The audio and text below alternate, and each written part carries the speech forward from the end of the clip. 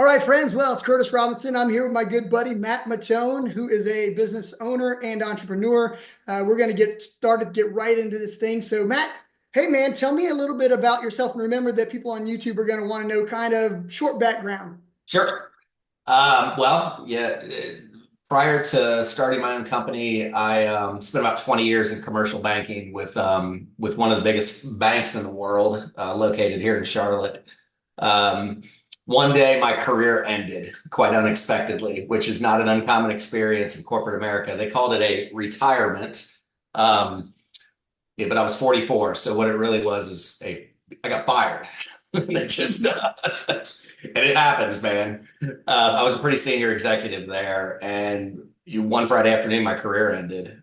Within about 60 days, my wife and I started our own company. It was part of a franchise. That's where I met you.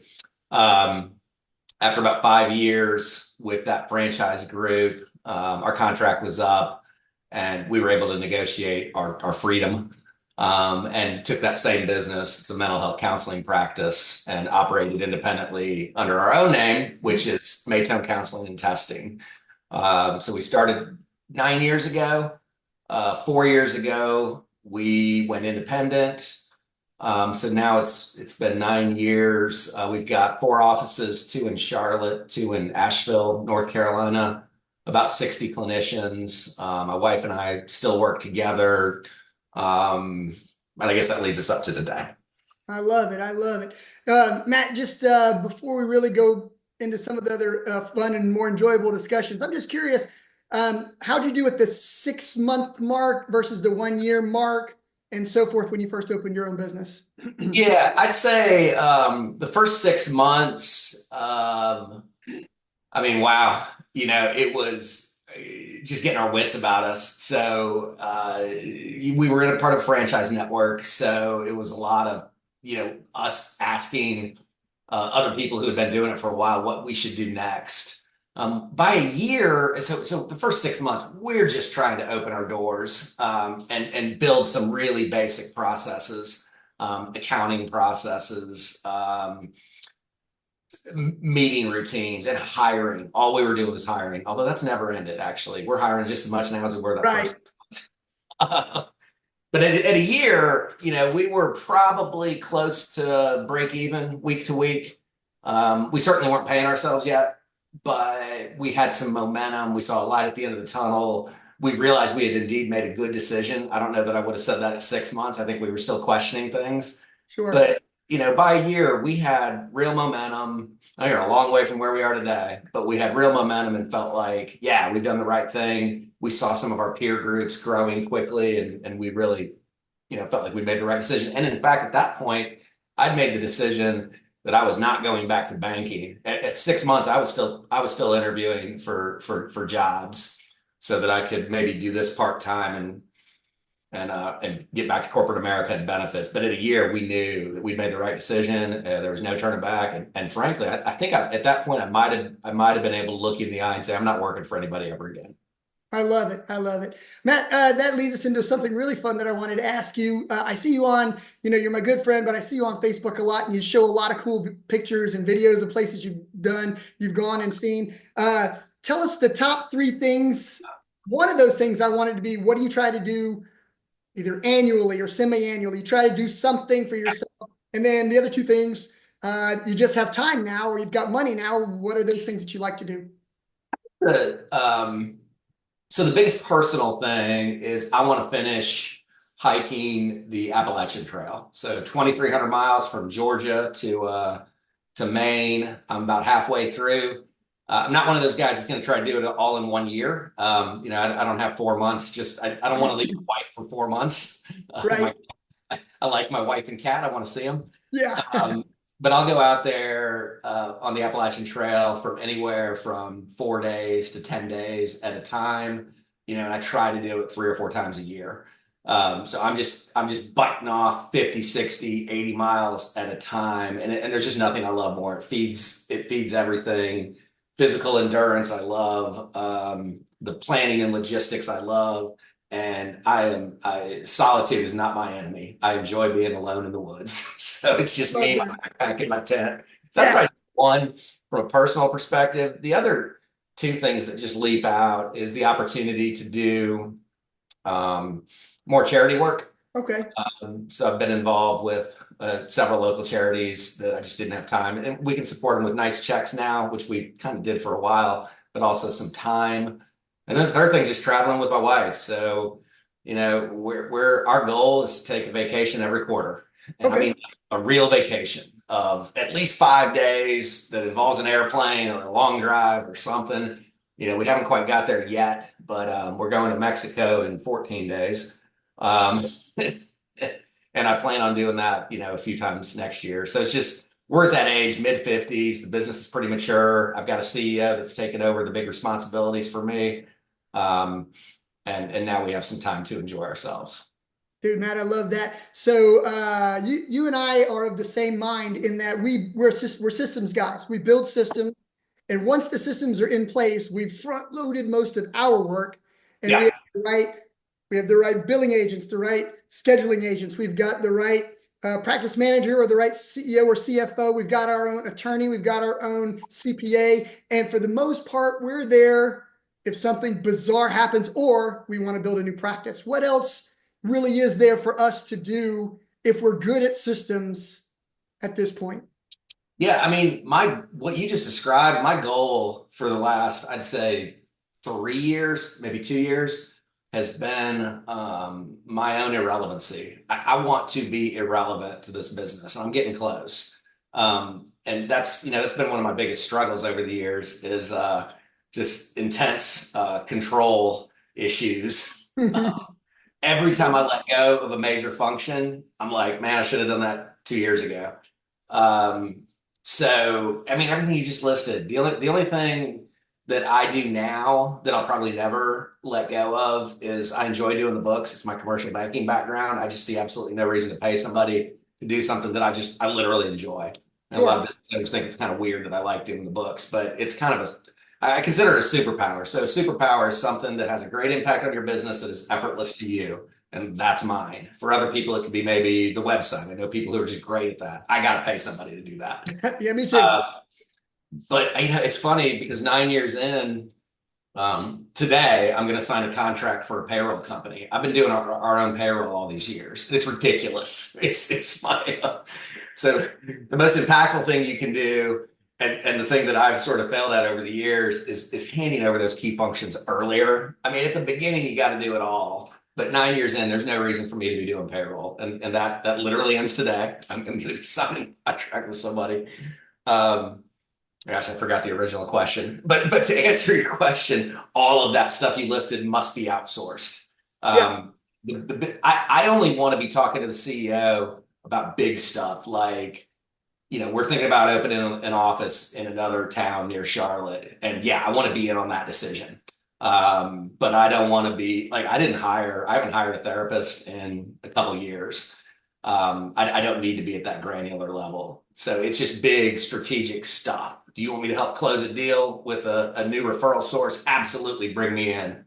Do you want to talk to me about if we should have Spectrum or AT&T for internet? No, no. I don't. Exactly, exactly. Matt, we have so much in common. You were in private banking. I was in the military. Right. Both very structured organizations. It is hard to let go of certain responsibilities, but I've always believed if you find the right person and you hire them, and then you can trust them. If you don't have the right person, then you do have to Yeah. micromanage. And I tell my people all the time, I'm running a self-defense training company. We've got firearms. We teach firearms instruction, kickboxing, jiu-jitsu, stick and knife fighting. I do personal training, the whole 9 yards, because it's like your love, your passion. My thing is training. I love to train. I've always loved to train. And when I was running our 3 clinical counseling practices, I love to really build the new office, go out, find the location, build it, and then ultimately I love doing the hiring process. I love doing that. Once I started giving those things away, much like you're describing, I became less and less in the mix of everything and more able to calm down and relax. My stress level changed. At the first year, I think I was wound tighter than a piano string. For sure. Once you're at that, once you build the $1 million practice, and that is the goal. Let's get to the $1 million mark. You build Yep. $1 million practice. Wouldn't you agree that it's not how hard you worked, it's really how good the systems are? Absolutely. From the second the client calls in, their experience should not involve me. From the second they call in to the time that they see their first patient, and you can apply that to any business. Uh, from the second that someone contacts you for services or goods to the time that these goods or services are delivered, man, I shouldn't be involved. There should be a well-oiled machine that does all that. I got a really good compliment from somebody the other day. It was a friend of mine who needed services himself. I had an eye on it since he was a friend of mine. I wanted to make sure it goes well, but I actually didn't have to do anything. After he had his first session, he called me back, and I think the exact quote is, "Wow, your process is really buttoned up." And man, what better compliment can you get than from somebody to say you got a buttoned up service? I mean, a process. And that meant from the second he called, the second services were delivered, he just had no issues. I mean, that's the goal. And it's not just, for work-life balance, although that's a big part. The other part is, someday I want to sell this thing. This thing is transitioned into what I consider to be an asset, right? That I want to sell someday. And the buyer doesn't want me, and I don't want to work for them. So I must be irrelevant to all those processes. And that's what we've been working for. I'd say we're about 90% of the way there. I love it, Matt. I love it. Speaking of that particular thing, it jogged my memory. When I was given an offer, someone wanted to buy our practice. When I was given an offer at 4 times valuation, and as a banker, you know how important that is. Generally speaking, for the layperson, if you're desperate, you can get 1 times your valuation. You're desperate, you just want to sell. 2 times valuation, well, you're not doing real well, but you just have enough value. There's enough asset value in there that somebody's willing to pay you some money. 3 times you're doing pretty well, and anything that's 4 or more times the valuation of the business, you're crushing it. They want it worse than you want to. They want to buy it worse than you want to sell it. And when I got that offer, I tilted my head. I was like, well, okay, hold on a second, and let me go talk to the wife, who was my business partner. And I showed her the number, and she's like, we got to sell, Chris. We just got to sell. And it wasn't that we wanted to leave the business. It wasn't that we were struggling, because at that point things had really taken off. We were writing ourselves a distribution check on top of our salary. It was a great moment for us.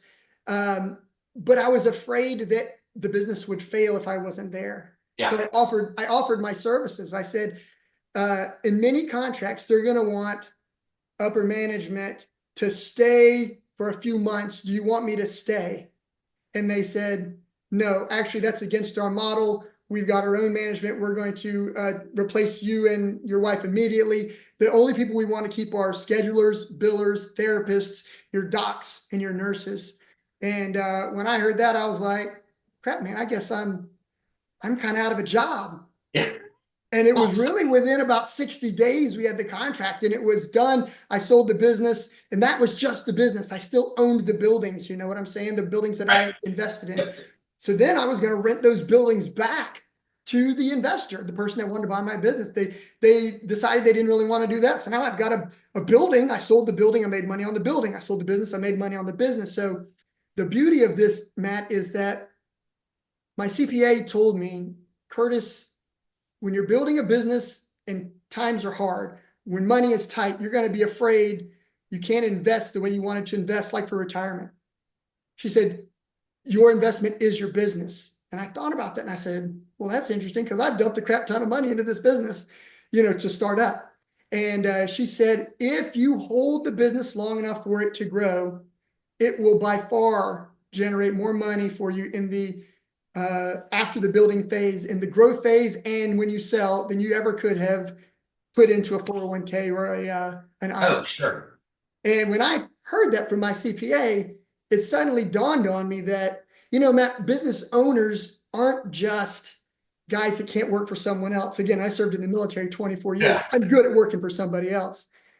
We're the guys that understand that there's value in what we know, what we can bring to the table, and then what we can do to build systems with the value of each individual participant. So for example, Matt, you've got your own scheduling team. If the schedulers are magnificent, they don't need you. If the billers are magnificent, they don't need you. The therapists, your nurse practitioners, if you got a psychiatrist on staff, and definitely your psychologists, if they're magnificent, they don't need you. And that's what I'm trying to do. I want to get that word out that this is possible. The $1 Million Practice is a great first goal. And I think that, as you kind of brought in that you're looking to sell. I mean, you could run this thing for another 20 years easily, but you're at that 90% solution. That's pretty exciting. Yeah. Yeah. Matt, And I mean, the only thing I would add to your list of, what you need as an entrepreneur is the inherent desire or level of comfort with taking risk.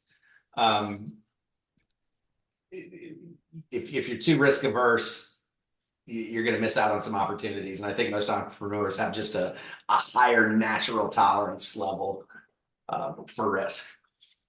that's absolutely true. Matt, and as you're talking about being a risk taker, because we do have to take risks, we really do. We have to have a faith or a belief in ourselves. But ultimately, I got to be honest with you, Matt, the whole time I was in the military, the whole time in I got 40 years in the martial arts, man, 40 years. And I still have an instructor who's higher ranked than me that I go to. Yeah. Dude, mentoring has always been a big one. It's yeah. huge. This is one of the things that when I was thinking about what I wanted to talk about, that's been the most impactful thing for me. So mentorship, coaching, and peer support. That's the three pieces to it. So if you don't mind, I can talk about this one for a second and what I've done and what I do now. Early on, peer support was incredibly important, and I personally got it through that the email bulletin board, or whatever you want to call it, the group email that we had amongst owners of our practices. So today, and just any question, I mean, no matter how basic, hey, what have you done in this situation? It could be an HR situation, could be a clinical situation, could be about ordering supplies or marketing. Somebody else has done it. So today, 9 years later, I have 2 forms of peer support, and then I've got a business coach. So my two forms of peer support, one of them is industry specific. So very similar to our little group of ThriveWorks counseling practice owners. I'm part of a national Facebook group that has the online stuff, but it's also got a monthly 90-minute video meeting, and then once a year we meet somewhere. Last year it was New Orleans, next year it's Mexico, but it's just all large group practice owners that have got at least 20 clinicians in a couple locations. So we've all got the same problem. So that's one form. The second form of peer support I get is through a group called Vistage. So this one is a group of small business owners. So I think it's like $5 million in sales and up. So it's not industry specific, it's cross industry. In fact, there's no repetition within the group. So we've got a group of 15 business owners, manufacturers, real estate, healthcare. And we meet once a month in person for 8 hours. And I've texted 2 of them today about different things. So you've got cross industry peers, industry specific peers. And then on top of that, my chair in the Vistage group is my business coach. So he's an experienced, his name's Matt Doherty. He actually used to be the head coach of Notre Dame and UNC Division I basketball teams. So he's a professional coach. So I meet with him once a month to just talk about the business in general. Sometimes I'll bring my partner, Kim, who's also my wife, into the session, and he kind of mediates our conversations. And that's so individual coaching plus peer support. Don't make decisions in vacuums. I bounce stuff off people all the time. I just can't stress enough how important mentorship, coaching, and peer support is. You got to have it, and you can get it for free early on. No matter what industry you're in, go on Facebook. There's a group, I promise you, of business owners that do whatever it is that you do. Join them, ask them questions. People love helping each other. I mean, I get a lot of joy when somebody ask me a question of something I've experienced, and I could help them avoid some pitfall that I may have stumbled through. So, I mean, I'm glad you brought that up, because it's probably the most important thing that I've had over the years is that support. Yeah, in the military, we've got a term for people that don't want peer support, that don't want to follow the leader. They're a free electron. The free electrons, they just bounce around and do stuff, and sometimes they make it. And I'm not against those people, but most people they need a bond between another leader or another exemplar, somebody that's been there and done that. That's one of the reasons I'm making these videos, Matt. By the way, I haven't bounced the question on you yet, but based on your last comment, I'll just go ahead and hit you now. If somebody was like, I watched that video with you and Matt Matone, I was wondering if I could get Matt Matone to do a little coaching with me at some point. If they ask that question, would you want me to refer them to you at least for an introduction, if nothing else? Yeah, I mean, absolutely.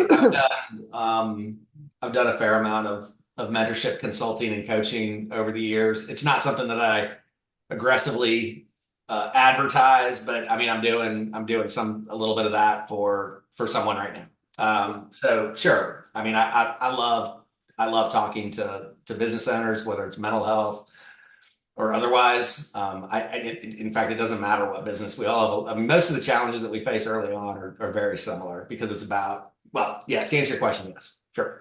Yeah, dude, I love that. And again, I have to emphasize that I've come to you for the peer coaching when we were working together. I've gone to Dr. Mike Pilcher. Yeah, I've gone to absolutely. Debbie Roberson. These are great people.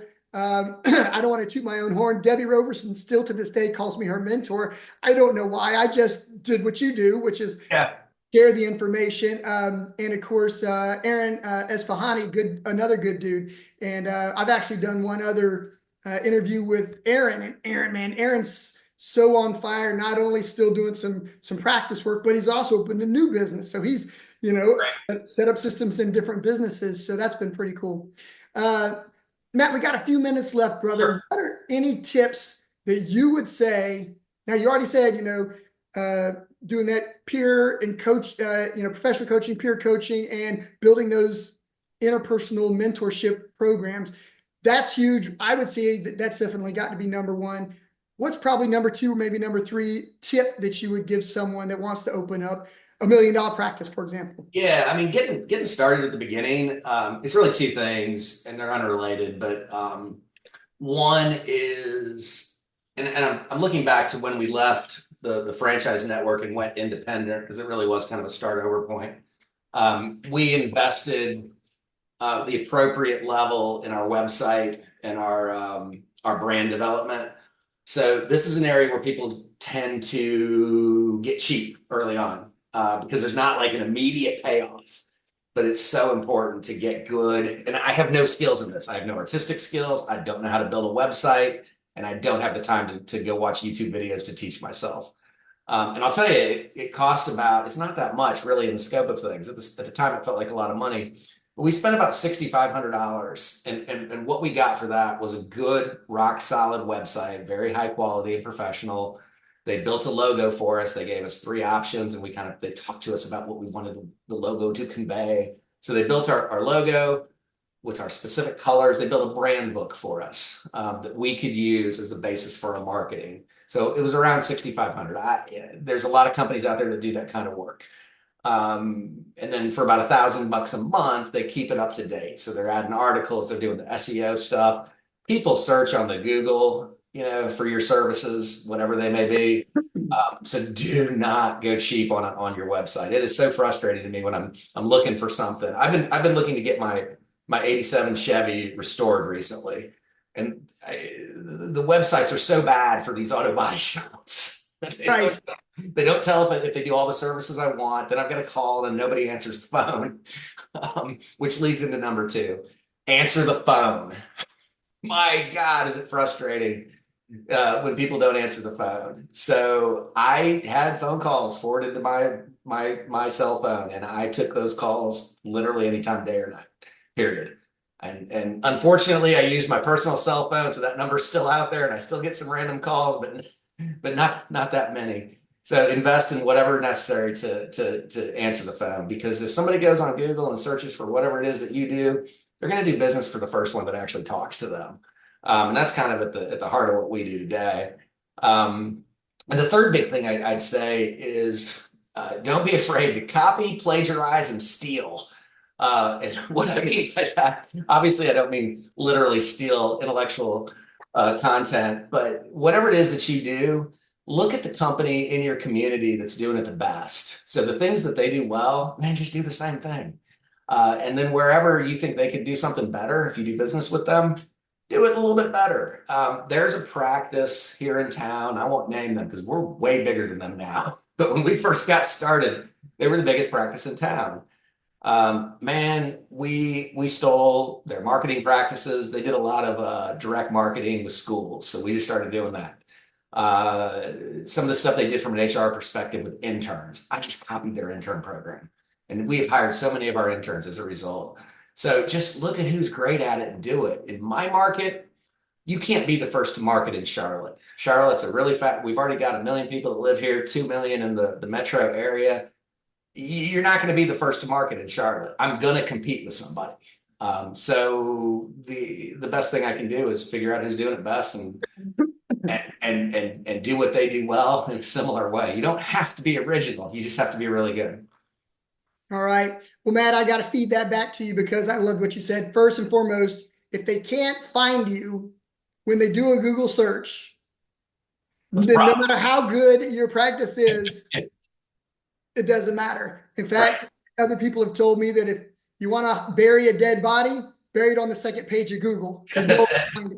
Right. I know it's kind of an old colloquialism there, but the bottom line is you got to be first on Google, Yahoo, and Bing. You just got to be first on any search engine. You got to pop up, not first page only. That's a good goal to start with, but you got to be number one. And again, that's something that I believe in.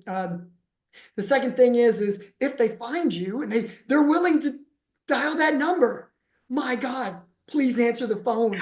And again, I had schedulers that were happy to work during the 8 to 8 hours, but then they didn't want to work after 8 p.m. So guess what? Yeah.